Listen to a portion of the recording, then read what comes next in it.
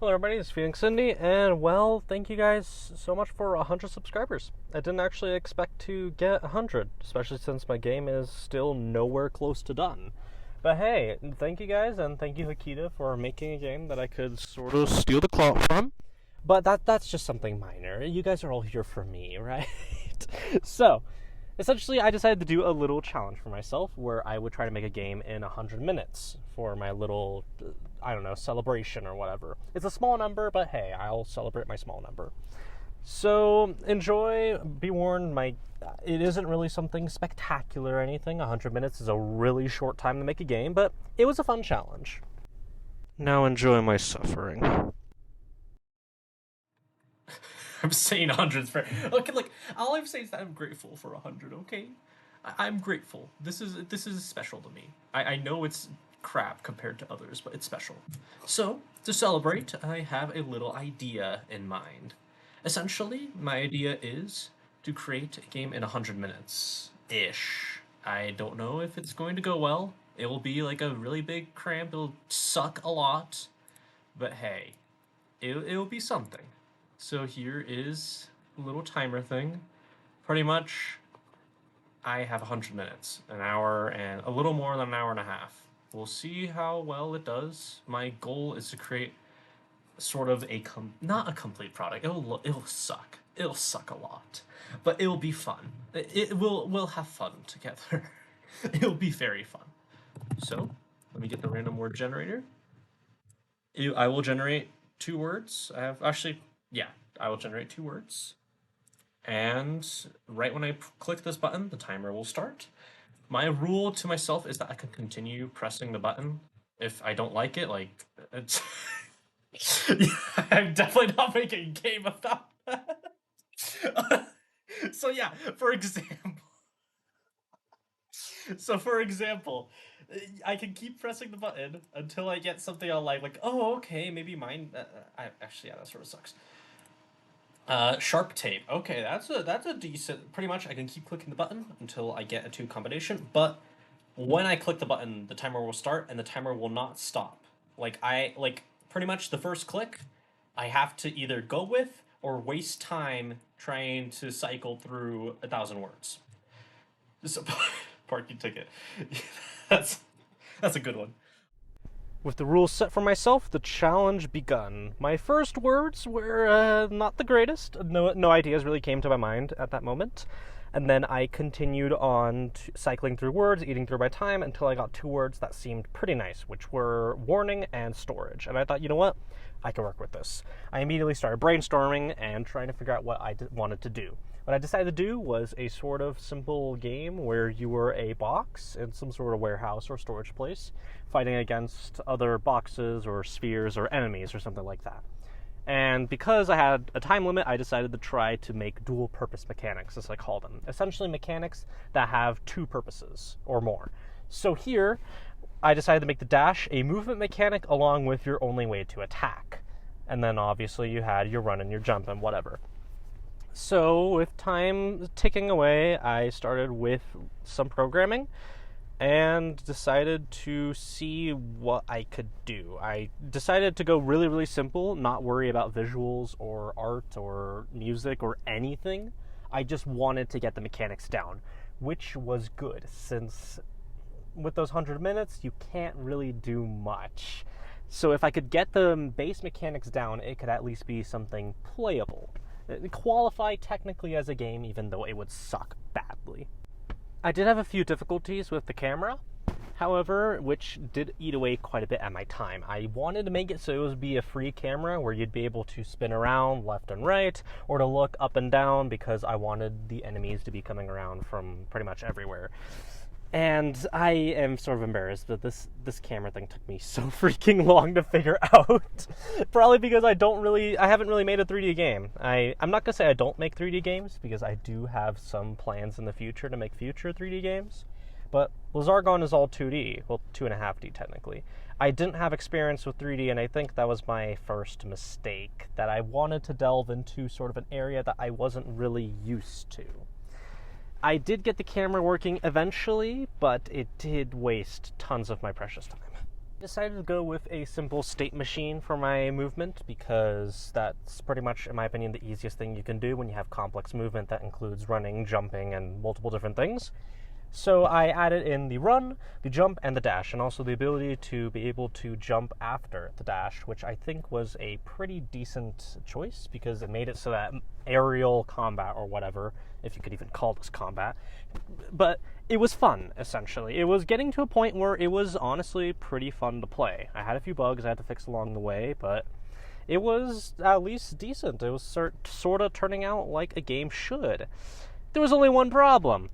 The timer. I was very, very low on time. Essentially, 100 minutes is 1 hour and 40 minutes, and my timer was already past the 1 hour mark a while ago. I had pretty much no time. I debated switching over to a 3D platformer, but then that wouldn't really get the warning word in there. Or, I mean, I guess I could push it, but it wasn't turning out too great. One, because of my lack of experience with 3D, and also because I am pretty bad at doing games fast, or creative things fast, essentially. So yeah, I was debating whether to switch over to a 3D platformer. However, I did have the idea of making enemies as simple as possible.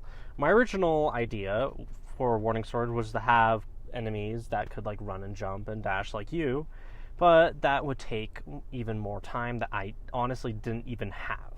So I decided to go with a very, very simplistic enemy that would just go towards you, towards your direction at a certain speed. So, with barely any time on the clock, I started trying to figure out how to make this happen. And then I was at my last few minutes. I barely had the enemies working. The dash was crappy. Everything was not the greatest, per se, but hey, it sort of worked.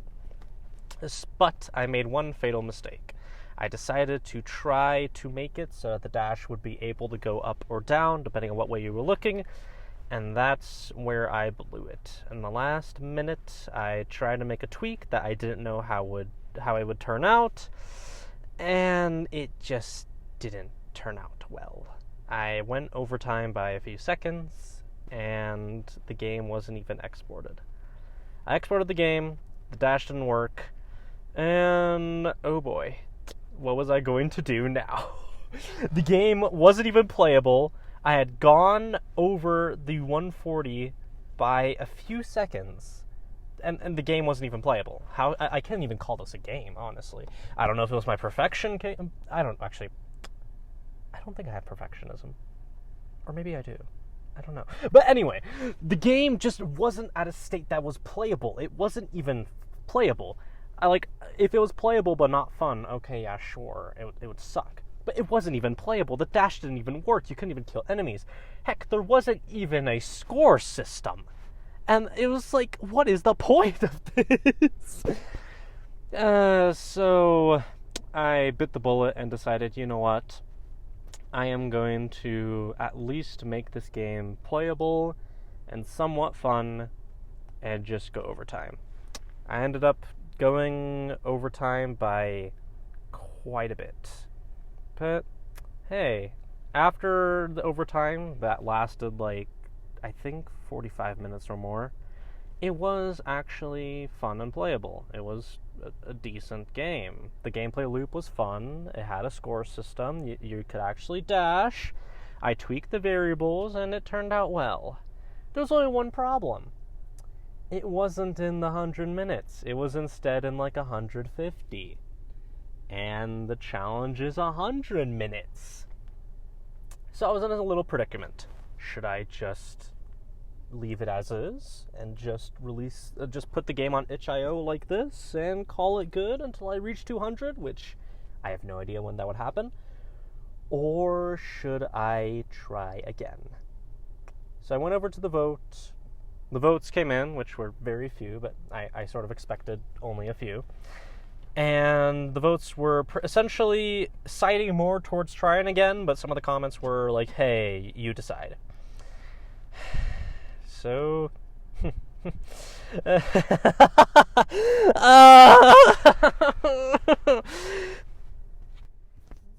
Attempt 2. after a few days crying in the shower, I decided to try again. And this time I was going to slim it down as much as possible. I was going to constrain my own creativity for the sake of finishing it in the actual 100 minutes. So I began, once again. The first words weren't really that great, but after a little bit of cycling, I got the words final breakdown, which I guess I could work with. Now, the idea I came up with this was sort of similar to the warning storage. However, I did want to make a few changes because I obviously didn't want it to be an exact copy, and I still wanted it to sort of be a quote-unquote original game or whatever. So my idea was sort of simple. Stick with 2D, because that was one of my roadblocks, and try to think of what fun I could do that wasn't a 2D platformer, because, oh my gosh, I don't want to make another 2D platformer. So my idea was pretty simple. You have your movement, which is directed by your mouse, a dash that is directed by clicking, holding the charge up the dash, and then releasing that would shoot you over to your next mouse movement. So you could see sort of the ties to Warning Storage, but honestly, it is a completely different game. Instead of being like, okay, move around, jump and dash, and hit enemies, it was instead all based on your mouse and your ability to move quickly from one place to the other and to dodge the enemies around. Now, final breakdown, I guess I decided to go with a red color palette to make it seem like sort of a breakdown or whatnot. I don't know what I was thinking there. I was just like, I just want to make this a game that will make you feel claustrophobic and tense like you're going to have a breakdown, but not actually, because I don't want to get sued. So please don't sue me for making you have a mental breakdown, because this isn't that bad, I think. Hopefully. So I stuck simple. I just made the walls around the camera. I wouldn't make the camera move. It would just be you, the box that you're trapped in, and the enemies. And of course, a few abilities that you have. So the movement of the player was going pretty well. I did have to search up how to track the mouse position in Unity, but after a little bit of research, I was able to figure it out. It took me way less time to figure out than the freaking camera and Warning Storage. So I was just working along with that. I decided just to make it so that, you change colors, and so that there's a little circle for the pointer, because I'm sorry, but the arrow is pretty ugly in a game. I'm sorry, but it's just ugly. It's hideous. Just look at that. It's disgusting. After a little bit of playtesting, I decided to make the room just a little bit bigger, the camera a little panned out, and your character a little smaller. And I decided to come up with the enemies. The enemies I would make sort of similar to Warning Storage, but not really exactly, because instead here I would make them so that they would have a random speed value. So I wanted to have different enemies at different speeds to make it more tense, so you couldn't really predict when an enemy was going to hit you. You had to just watch the entire screen for this final break. I don't know, I'm just trying to plug in the name here. Just bear with me. So the enemies would just follow a simple route going straight towards you at all times, but your dash would be able to eliminate any in your path. So you could do the dash to eliminate tons of enemies at the same time, or do a dash to get away from a tight situation. It was perfect game design. Well, okay, not perfect. It was good game design. How about that? Good game design for 100 minutes. So, yipper-doo. I did have a few issues with the enemies, because, there's always issues. You can't ever do something first try. That's just how game development goes. But I was able to fix the issues at a lightning pace. It was honestly looking a lot better than my previous attempt. And I was actually starting to feel happy that I actually tried again, because, as I mentioned, there were multiple showers of crying. So, I was past the 1 hour mark, but it was going pretty well. The enemies were actually starting to behave. I was making it so that the enemies would spawn just randomly outside the box and come towards you, and yada yada yada. Time was ticking down, but it wasn't looking too shabby.